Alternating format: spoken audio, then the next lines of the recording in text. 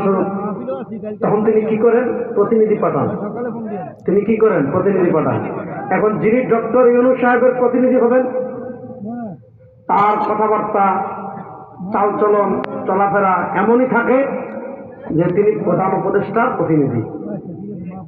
আবার মনে করেন কেউ যদি উদাহরণস্বরূপ সৌদি বাদশার প্রতিনিধি হয়ে আমাদের দেশে আসছে, পয়েন্ট, কেউ যদি সৌদি বাদশার প্রতিনিধি হয়ে বাংলাদেশে আসছে, তাহলে বাংলাদেশের সরকার, বাংলাদেশের গভর্নমেন্ট, বাংলাদেশের যারা আছে তারা তাকে ততটুকু রেসপেক্ট করবে যে বুঝতে হবে সে সৌদি সরকারের প্রতিনিধি।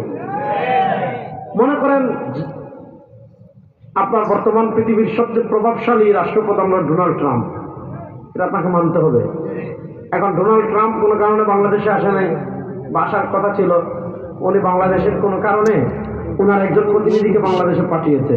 তাহলে আমেরিকা যেমন শক্তিশালী রাষ্ট্র, আমেরিকার যেমন অনেক পাওয়ার, ঠিক তেমনি ভাবে আপনাকে ততটুকুই রেসপেক্ট করতে হবে যে উনি ডোনাল্ড ট্রাম্পের প্রতিনিধি।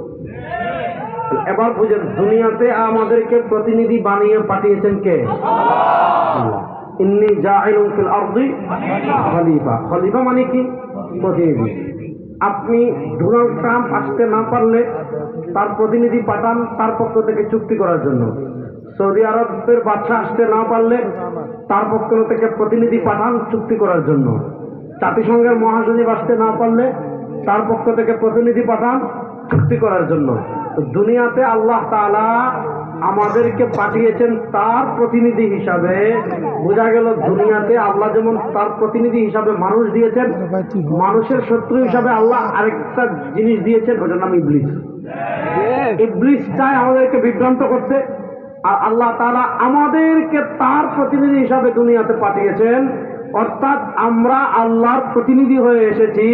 আমাদেরকে রিজিক দিয়েছেন আল্লাহ, হায়াত দিয়েছেন আল্লাহ, মৃত্যু দিবেন আল্লাহ, মৃত্যুর পরে পুনরায় সৃষ্টি করবেন আল্লাহ, কথা বলার শক্তি দিয়েছেন আল্লাহ, দেখার শক্তি দিয়েছেন আল্লাহ, খাবার শক্তি দিয়েছেন আল্লাহ, শোনার শক্তি দিয়েছেন আল্লাহ, শারীরিক শক্তি দিয়েছেন আল্লাহ, রিজিক দেন আল্লাহ, পানি দেন আল্লাহ, দিন দেন আল্লাহ, রাত দেন আল্লাহ। স্পষ্ট কথা, সবকিছু আল্লাহ। দুনিয়াতে গোলামি করবে একমাত্র আল্লাহর, আর কারো না।